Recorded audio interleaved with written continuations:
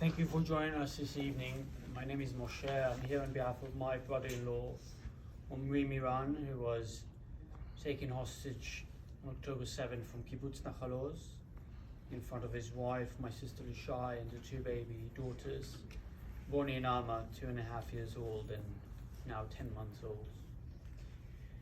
Omri is a wonderful human being, 46 years old, love of nature, very spiritual person, shiatsu therapist, a gardener, very connected to family, both to Lishai, my sister, and his daughters, and of course to us and to his immediate family, his father and siblings. Love sports, love literature. Is exactly the person you want to meet and have a drink with and laugh with. But we haven't had a laugh with Omri since October 7 when he was taken from us.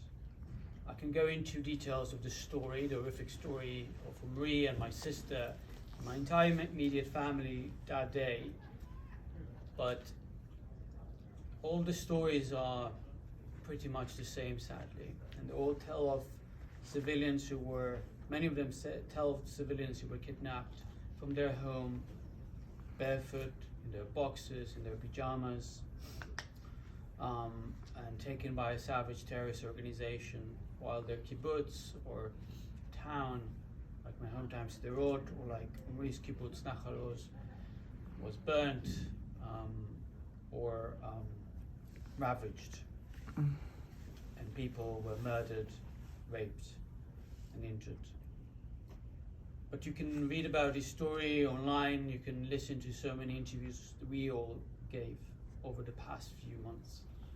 Instead, I want to call you to action, and I invite you as well after this tour to always reach out to us in order to discuss how you can help the families of hostages.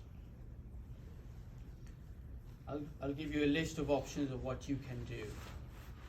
The first thing you should do is go to the Hostages and Missing Families Forum website.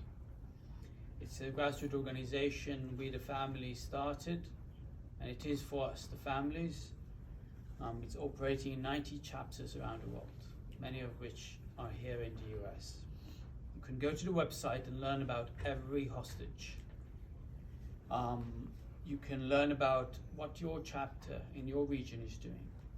You can learn about how you can be engaged on social media, on the streets, and how you can donate and volunteer to the organization that is run purely on volunteers and is operated for us, the families. And after you familiarize yourself with the stories of the hostages on this website, and there are still 134 hostages, many of them are still alive, held by Hamas and their accomplices. After you learn about them, you can go to oneminuteaday.com. In 1 minute a day, you can reach out to your elected officials. And we already set up everything for you, so it will take you just 1 minute to reach out and tell their office in Washington, D.C. why they need to continue prioritize saving the hostages, bringing them home to their families.